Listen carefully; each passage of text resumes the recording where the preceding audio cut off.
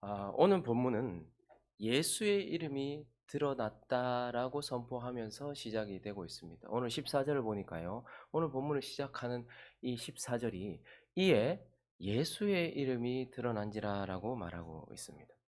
예수의 존재, 예수의 능력, 그리고 예수의 역사가 나타났다라고 이렇게 선포를 하고 있는 것이죠. 그리고 지금 마가는 이제 이미 과거가 돼버린 예수 그리스도의 길을 예배하고 예수 그리스도를 선포하던 요한, 그의 죽음에 대하여서 지금 이제 기록을 하고 있습니다. 예수의 이름이 드러났다. 그리고 세례 요한, 예수를 선포하고 예수의 앞길을 예배하던 세례 요한의 죽음, 이렇게 세례 요한을 이렇게 함께 배치를 하고 있는 것이죠.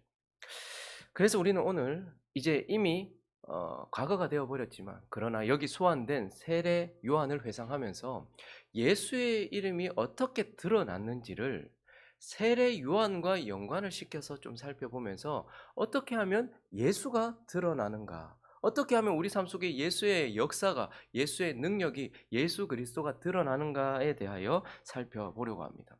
자, 그러면 이제 세례 요한과 연결하여서 어떻게 하면 예수가 드러나는가? 그 첫 번째는 회개를 선포할 때, 회개를 선포함으로 예수 그리스도가 드러난다라는 것입니다.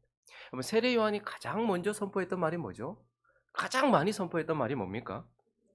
예, 마가복음 1장 4절을 보시면 그가 등장하자마자 세례 요한이 광야에 이르렀어요. 죄 사함을 받게 하는 회개의 세례를 전파했다. 그는 회개해라라고 말했고, 그것을 표현하는 세례를 받으라라고 이렇게 말했어요. 그런데 여러분, 이것이 그 당시 유대인에게는요, 상당히 충격적인 말이기도 하고 모욕적인 말이기도 했습니다. 왜요? 유대인들은 이미 아브라함의 후손으로서 나는 하나님 나라 안에 들어와 있는 사람이라고 생각하는 거예요. 나는 천국 백성이라고 생각을 하고 있는 거예요. 나는 선민이라고 생각을 하고 있는 거예요. 그런데요, 회개는, 그리고 그 회개에 합당한 세례는요, 죄인들이, 하나님이 없는 인생들, 하나님 밖에 있는 인생들이 하나님께 나오기 위해서 해야 되는 거잖아요. 그러니까 나는 이미 천국 백성인데, 나는 구원받았는데 나보고 회개하라고? 나보고 세례 받으라고? 이건 상당히 모욕적인 말이었고 유대인들은 받아들일 수 없는 말이었단 말이죠. 그런데 세례 요한은 뭐라고 말합니까? 자기가 스스로 선민이라고 생각하고 자기가 하나님의 백성이라고, 쉽게 말하면 이런 겁니다. 지금 교회 안에서 직분받고 목사한테 회개해라, 회개해라, 천국이 가까웠다, 회개해라, 너 하나님께 합당하지 않다, 이렇게 얘기하는 거예요. 평생을 장로로 섬긴 사람한테 당신 회개해야 됩니다. 늘 와서 기도하는 사람한테 너 회개해야 된다, 이렇게 말하면 뭐야, 회개는 예수 안 믿는 사람이 예수 믿고 지금 하나님 나라 들어오기 위해서 하는 건데, 유대인들 입장에서는 개처럼 여기던 이방인들이 하나님께 들어오기 위해서 하는 건데, 그걸 지금 나보고, 그러면 나는 뭐야, 구원받지 못했다는 말이야? 세례 요한은 그래라고 말하는 거예요. 너희가 회개해야 된다. 그래서 지금 세례 요한은요, 우리 모두가 다 하나님 앞에 합당치 않다라고 말하면서 죄 사함 받아야 된다, 회개해야 된다라고 말하고 있고, 그는 구체적으로 무엇을 회개해야 되는지 각 사람에게 맞게끔 회개에 대해서 구체적으로 이야기를 하고 있어요. 누가복음 3장을 가 보시면요, 요한이 세례 받으러 나오는 무리에게 독사의 자식들아, 누가 너에게 일러 장차 올 진노를 피하라 하더냐, 그냥 막 나온 거예요. 그랬더니 그러므로 회개에 합당한 열매를 맺고 속으로 아브라함이 우리 주, 전부 다 그렇게 생각한 거예요. 야, 내가 아브라함이, 특별히 바리새인과 서기관들은 더 그랬던 거예요. 야, 내가 목사인데, 야, 내가 선교사인데 아브라함의 조상이, 야, 나보고 회개하라고. 그 속으로 아브라함이 우리 조상이라 말하지 말라. 내가 너에게 이르노니 하나님이 능히 이 돌들로도 아브라함의 자손이 되게 하시리라. 이미 도끼가 나무 뿌리에 놓였으니 좋은 열매 맺자. 네가 진짜 하나님의 백성이면 진짜 하나님의 백성답게 살아갈 것 아니냐. 삶이 없으면서 무슨 네가 하나님의 백성이라고 말하느냐. 좋은 열매 맺지 않은 나무마다 지켜버리더니, 저기 너희가 개처럼 여기는 이방인이나 지금 교회 안에 있다라고 말하고 있고 유대인 안에, 예루살렘 안에 있다라고 말하고 있지만 네가 회개에 합당한 열매를 맺지 못하고 있다면 너도 하나님의 백성 아니야 라고 불에 던져질 거야, 이렇게 말하고 있어요. 그래서 무리가 이럴 때, 그러면 우리가 뭘 해야 됩니까? 라고 물었을 때, 옷 두 벌 있는 자는 옷 없는 자에게 나눠줄 것이요, 먹을 것이 있는 자도 그렇게 할 것이니라. 그리고요, 세리, 너희는 세례를 받고자 하여 이르되 선생님 우린 뭐합니까? 라고 말했을 때에 그들은 하나님 앞에서 부과된 것 외에 거두지 말아라. 구체적으로 무엇을 회개해야 되는지, 음란을 저지르고 있는 자에게는 그것에 대하여, 또 거짓을 행하고 있는 자에게는 그것에 대해 정확하게 전부 다 회개할 때 하나님 잘못했습니다. 이게 아니라 뭘 회개해야 되는지 이르되 부과된 것 외에 세리들은 그렇게 하고 있었거든요. 거두지 말라. 군인들이 왔어요. 우리는 뭐합니까? 강탈하지 말라. 거짓으로 고발하지 말라. 그리고 받는 급료를 합당하게 여기고 그것 때문에 더 이상 뭘 하지 말아라 라고 말하면서 각 사람이 하나님 앞에 합당치 못한 부분들에 대하여서 세례 요한은 정확하게 이야기를 하고 있는 거예요. 오늘 본문 18절도 보시면요. 헤로데게는 뭐라고 말했습니까? 동생의 아내를 취하는 것이 옳지 않다는 거예요. 레위기에 보면 형제의 아내를 취하는 것, 그 아내의 하체를 범하는 것은 죄다. 죽일 죄라는 거예요. 그러니까 헤로데게는 가서 그렇게 말한 겁니다. 이거 옳지 않습니다. 회개하십시오. 라고 그렇게 말하고 있는 것입니다. 그러니까 그가 이렇게 선포한 이유는요. 사람들에게 모욕을 주고 그리고 그들을 수치스럽게 만들며 자기의 의를 드러내고 이 사람들을 고통스럽게 하기 위함이 아니에요. 그 죄를 드러내고 네가 죄인이라는 것을 드러내는 이유는 그렇게 해서 이 사람으로 하여금 고통스럽게 만들려고 했던 것이 아닙니다. 오히려 뭐예요? 죽이려고 하는 것이 아니라 살리려고 그렇게 한 것이에요. 네가 하나님이 필요한 존재라는 것을 깨닫게 하려는 거예요. 네가 지금 하나님 앞에 합당치 못한 존재라는 것을 깨닫게 하려는 거예요. 네가 죄를 씻어야 된다는 것을 알게 하려는 거예요. 마지막 날에 심판받지 않아야 된다는 것을 말하고 있는 것입니다. 그러니까 지금 세례 요한은요.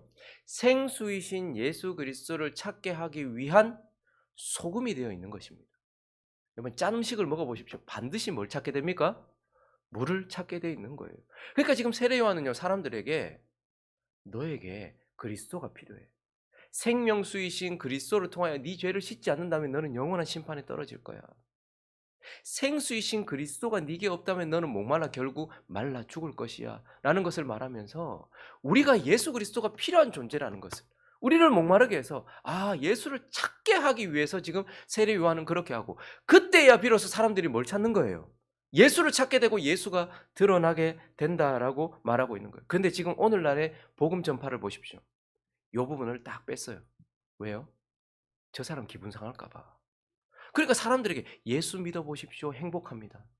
예수 믿어보십시오. 즐겁습니다. 예수 믿어보십시오. 복 받습니다. 굳이 교회 안 나와도 지금 복으로 가득 차 있는데요. 살만한데요. 예수 믿으면 문제가 해결됩니다. 문제 해결하면 법원 가면 되고 변호사 선임하면 되고 의사한테 찾아가면 되지. 굳이 교회까지 나올 필요가 뭐가 있는 거예요. 그런데 우리 모두가 다 뭐라는 거예요? 죄인이라는 것을 깨닫게 돼. 이것은 함부로 무례하게 네 죄인입니다라고 손가락질하라는 말이 아니에요. 우리가 얼마나 하나님께 합당치 못한 상태에 있는지 이 죄가 결국은 우리 인생을 파멸시키고 이 땅에서는 목마른 가운데 헤매게 하다가 마지막 때는 심판받아 영원한 죽음으로 가게 하는지 그래서 우리가 죄인이라는 것을 이야기해야지. 그래서 복음을 선포할 때마다 율법이 먼저 선포되는 거예요. 그 율법을 통해서 내가 죄인이구나. 병원에 갔는데 내가 암 환자구나라는 것을 인식을 시켜야지 수술대 위에 올라갈 것 아닙니까? 그런데 복음을 전하는데 예수 믿어보십시오. 너무 좋습니다. 예수 믿어보십시오. 복 받습니다. 예수 믿어보십시오. 자식 잘 됩니다. 굳이 교회 나올 필요가 뭐가 있냔 말입니다. 그런데 당신에게 예수가 없으면 당신은 영원히 목말라 죽게 될 것입니다. 이 땅을 살아가는 동안 끊임없이 목말라서 이것저것 헤매게 될 것입니다. 그리고 예수가 없다면 예수의 피로 예수의 생수이신 그분을 통해서 당신의 죄를 씻지 않는다면 당신은 영원히 심판받게 될 것입니다 라는 것이 선포되지 않는다면 사람들이 굳이 예수를 찾을 이유가 뭐가 있냐는 말입니다. 그래서 오늘 본문 12절을 보시면 제자들이 나가서 뭘 선포했어요? 행복을 선포했습니까? 사랑을 선포했습니까? 아니에요. 세례 요한과 같이 회개해야 된다라고 말했어요. 무례하게 함부로 네 죄인이라고 손가락질하는 것이 아니라 우리 안에 죄 때문에 우리가 목말라 죽게 되었습니다. 우리 안에 죄를 씻지 않는다면 우리는 심판받게 됩니다라는 것. 그래서 저기 아직까지도 어린 저기 예하나 이제 막 초등학교 6학년이 된 윤하나 저기 이제 고등학생이 된 주하나 그리고 여기 이제 80이 넘으신 권사님이나 70된 권사님이나 여기 40대 목사나 우리 모두가 다 하나님이 없다면 그리스도가 없다면 죄인이라는 것을 깨달아야지 목말라야지 예수 그리스도를 찾게 되는 거예요. 그때서야 예수가 드러나게 되는 것이죠.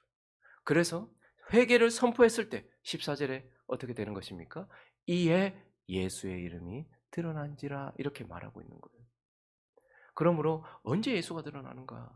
바로 회개가 선포될 때, 우리가 죄인이라는 것이 선포되어질 때, 그때에 봐야 비로소 예수가 드러난다라는 것입니다. 자, 그리고 언제 예수가 드러난가? 이 세례 요한과 연관시켜서 오늘 본문을 통하여 우리가 살펴볼 두 번째 교훈은 바로 내가 쇠하여질 때야 비로소 예수가 드러난다라는 거예요. 그럼 세례 요한은 늘 회개해라, 회개해라. 하나님의 다스림이 시작되는 천국이 가까웠다 이렇게 말했어요. 그건 그의 주 메시지였습니다. 그러나 그의 가장 위대한 메시지는 뭐죠? 그의 가장 위대한 메시지, 바로 요한복음 3장 30절입니다. 읽어볼까요? 시작. 그는 흥하여야 하겠고 나는 쇠하여야 하리라. 여러분, 이건 아무나 할 수 있는 그런 고백이 아닙니다. 우리 처음부터 자아를 실현하려고 하잖아요. 나는 점점점 흥하기를 원하잖아요. 그런데 그가 흥하여야 하겠고, 우리는 또 그가 흥한 거 오케이. 근데 나도 흥하고 그도 흥하기를 원해. 그러나 그런 일은 없습니다. 그는 흥하고 나는 쇠하여야 되리라 라고 세례 요한은 그렇게 선포를 했습니다. 그런데 이것이 그 당시 세례 요한이 얼마나 어떤 그런 대접을 받고 있었습니까? 누가복음 3장을 가보시면요, 15절에 보시면 백성들이요 바라고 있었어요. 기다리고 있었어요. 하나님의 나라 그리고 메시아. 그런데 모든 사람들이 요한을 봤을 때 저가 그리스도다. 그리고 그가 그리스도이기를 바래요. 사실 아니라도 우리가 늘 바라면 그냥 그렇게 있고 싶어요. 그래서 세례 요한은 많은 사람들의 필요였고 높임이었습니다. 세례 요한은 높임을 받고 있었어요. 사람들은 그를 필요로 하고 있었고 그가 메시아이기를 바랬고 그가 왕 되기를 바랬던 말입니다. 그런데 그때 그가 뭐라고 얘기합니까? 자기 자신에 대하여. 요한복음 3장 28절에 보시면요, 내가 말하면 나는 그리스도 아니다. 여러분, 부모가요 자식에게 전부이기를 바래요. 남편은 아내에게 전부이기를 바라고요. 아내는 남편에게 전부이기를 바래요. 목사는 성도에게 내가 최고이기를 바래요.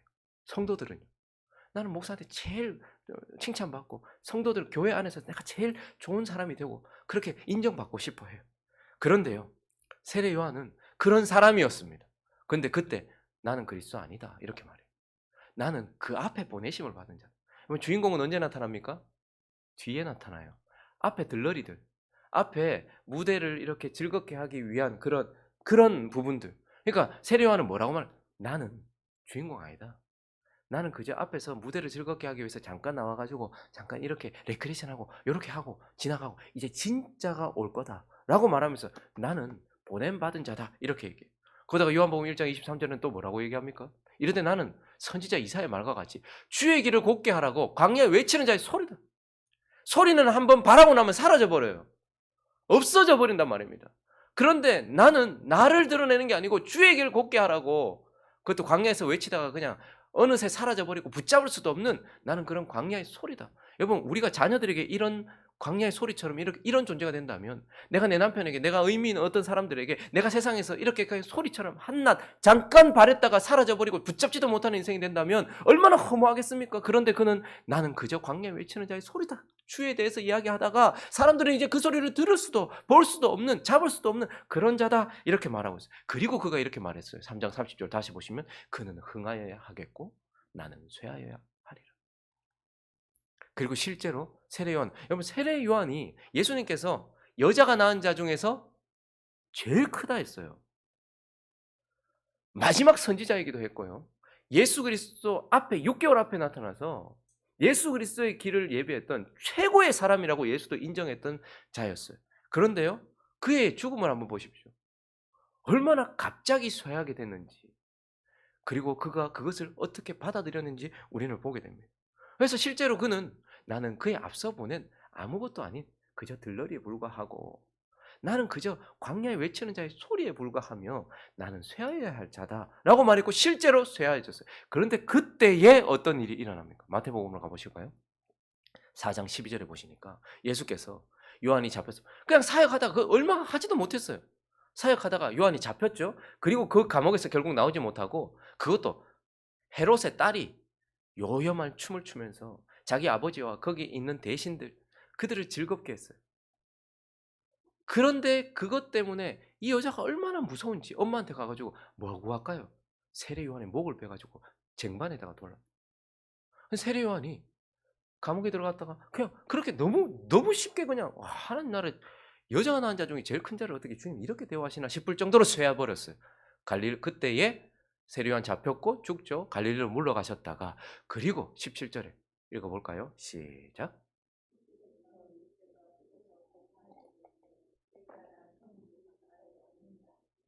세례 요한이 세해지니까 예수 그리스도가 비로소 드러나기 시작하고 자신의 역사를 나타내기 시작한다라는 것을 보게 돼요. 참 희한한 일이지만 의아한 일이지만 이것이 영적인 법칙입니다. 내가 쇠하여질 때 예수 그리스도가 역사한다라는 거예요. 엘리야가 쇠하여지고 떠나니까 엘리사를 통하여 남은 자들의 구원의 역사가 나타나는 거예요. 하나님의 역사가 나타나. 엘리야가 그렇게 멋지게 선포를 했는데도요. 아무도 돌아서지 않았어요. 그런데요. 엘리야가 쇠하여지고 떠나고 나니까요. 엘리사를 통하여 남은 자들의 구원의 역사가 나타나는 것을 보게 돼요. 예수 그리스도께서 자신이 하셔야 될 모든 일들을 마치셨어요. 그리고 떠나고 나니까요. 성령을 통해서 교회가 나타나고요. 사도행전이 시작되어지는 것입니다. 마찬가지로 여기서도 세례 요한이 쇠하고 나니까요. 비로소 예수 그리스도가 드러났다라고 말하고 있어요. 우리도 마찬가지입니다. 내가 쇠하여질 때 비로소 내 안에 그리스도께서 드러나시기 시작하십니다. 내가 쇠하여질 때 비로소 내 삶에 그리스도가 드러나기 시작한다라고 말씀하면서 예수 그리스도는 어떻게 드러나는가? 언제 드러나는가? 내가 쇠하여질 때라고 말씀하고 있는 것입니다. 말씀을 정리하겠습니다. 오늘 본문의 첫 절로 다시 돌아가 볼까요? 이에 예수의 이름이 드러나니라. 와, 우리가 그렇게 바라는 거잖아요. 내 속에 예수가 드러나기를 바라고, 내 삶에 예수가 드러나기를 바라고, 내 가정에, 우리 교회에, 이 땅에 예수가 드러나길 바래요. 근데 이에 도대체 어떻게 했길래 예수의 이름이 드러나는가? 12절. 제자들이 세례 요한처럼 세례 요한이 회개를 전파했을 때 그때에 예수가 드러났고 세례 요한이 쇠하여졌을 때 예수가 드러났다라는 것을 기억하면서 제자된 저와 여러분이 세례 요한과 같이 예수 그리스도의 길을 앞서가면서 이제 그의 길을 걸어가면서 회개, 그러니 우리의 삶과 우리의 말을 통하여서 모든 사람들이 죄인이라는 것을 깨달을 수 있도록 무례하게 행동하라는 것이 아닙니다. 그리스도가 필요한 존재라는 것을 깨달을 수 있도록 회개를 선포하고 그리고 나는 내 할 일 다 마치고 그리고 쇠하여지는 그리스도만 흥하여지도록 살아가는 저와 여러분이 되어서 우리를 통하여서 우리 삶 속에 예수 그리스도가 내 속에 예수가 드러나는 인생 되시기를 예수 그리스도 이름으로 축원합니다.